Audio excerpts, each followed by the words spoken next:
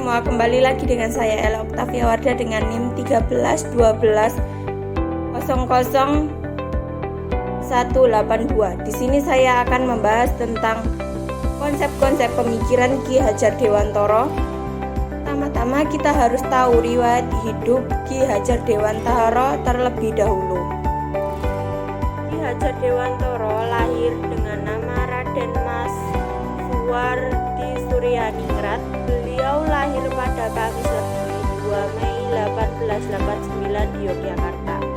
Ki Hajar Dewantara berasal dari keluarga bangsawan Puro Pakualaman Yogyakarta. Ayahnya adalah Kanjeng Pangeran Aryo Suryaningrat dan ibunya bernama Raden Ayu Sandiah. Suryaningrat sendiri merupakan anak dari Paku Alam III. Julukan Ki Hajar Dewantara saat masih kecil adalah Den Mas Jemblung karena saat bayi perutnya buncit. Menjadi keluarga bangsawan membuatnya mendapat pendidikan yang berkecukupan. Ki Hajar Dewantara bersekolah di Europe Lager School, sekolah dasar milik Belanda di Kampung Bintaran, Yogyakarta. Lulus dari ILS, Suwardi Suryaningrat masuk ke Quick School, sebuah sekolah guru di Yogyakarta. Ki Hajar Dewantara pun mendapat tawaran beasiswa sekolah kedokteran, tepatnya di Sekolah Dokter Jawa di Jakarta bernama Stovia. Tetapi tidak sampai tamat karena sakit. Demokrasi yang kita adakan, misalnya kita menghilangkan titulatur. Semua orang yang masuk ke dalam taman siswa hilang titelnya Mas, Raden Mas, Raden Ayu, Raden Ajeng. Ia masuk ke dalam taman siswa dengan titel Ki kalau laki-laki, Nyi kalau perempuan yang sudah bersuami, dan Ni kalau perempuan yang belum bersuami. Dengan begitu lalu kita sama. Di dalam taman siswa tidak ada perbedaan. Penjelasan konsep pemikiran Ki Hajar Dewantara mengenai demokrasi dan kepemimpinan.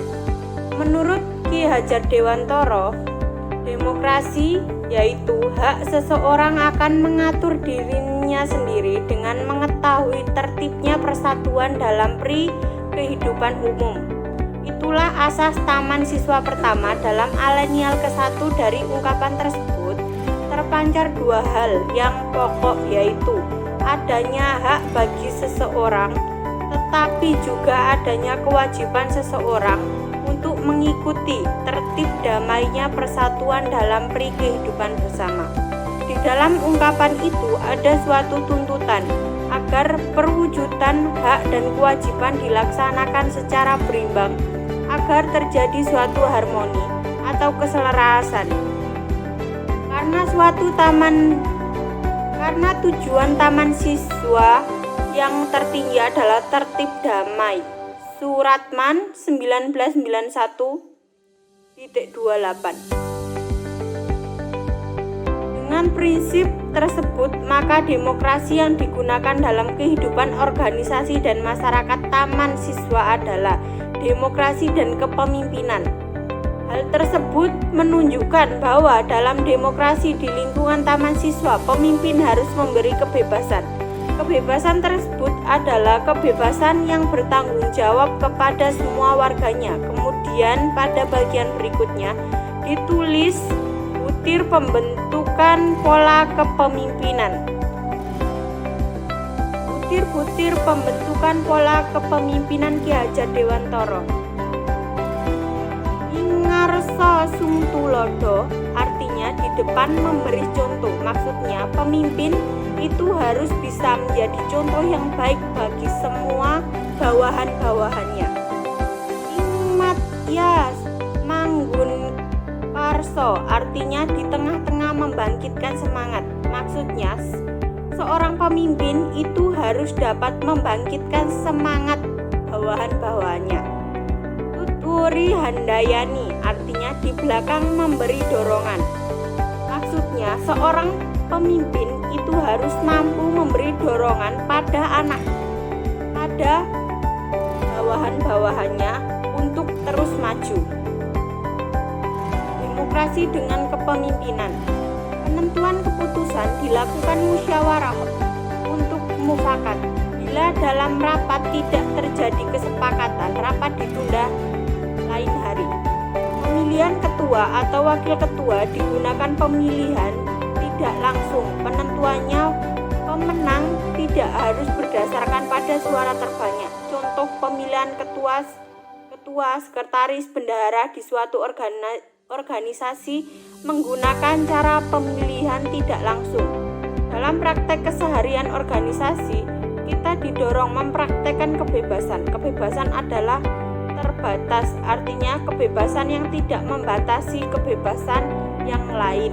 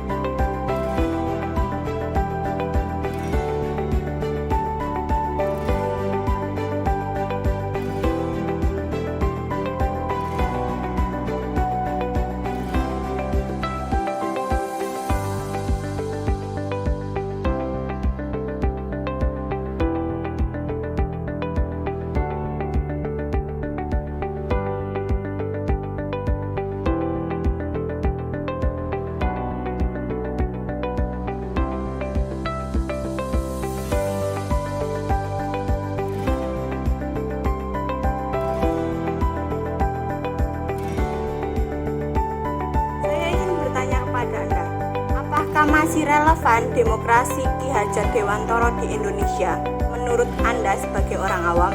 Dan demokrasi apakah yang cocok di Indonesia untuk saat ini? Ini Mbak ya, menurut saya sebagai orang awam yang saya pernah dengar itu, ajaran Ki Hajar Dewantoro itu kalaulah masih mau dipakai, bagus juga dipakai di Indonesia ini. Paling tidak dan setidaknya sebagai untuk mengenang jasa-jasa beliau lah sebagai pahlawan. Ajaran itu juga bukan ajaran sesat kok. Nah, kalaulah ada yang lebih cocok di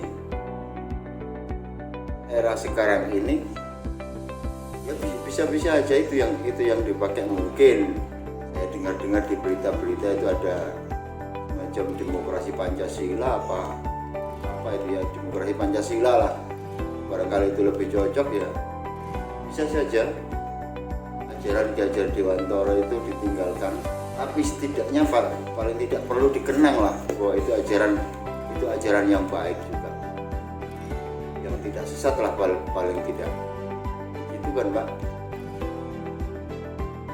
Menurut saya sudah tidak relevan dikarenakan demokrasi Ki Hajar Dewantoro itu demokrasi yang berkepemimpinan. Jadi menggunakan demokrasi Ki Hajar Dewantoro yang berkepemimpinan untuk saat ini itu tidak mungkin. Lalu demokrasi apa yang cocok untuk Indonesia saat ini? Jawabannya adalah demokrasi Pancasila. Karena dalam demokrasi Pancasila sudah diatur bagaimana cara berdemokrasi yang baik dan cocok digunakan di Indonesia untuk saat ini. Sekian penjelasan yang bisa saya sampaikan. Maaf jika ada salah kata dan terima kasih. Sampai jumpa di lain hari.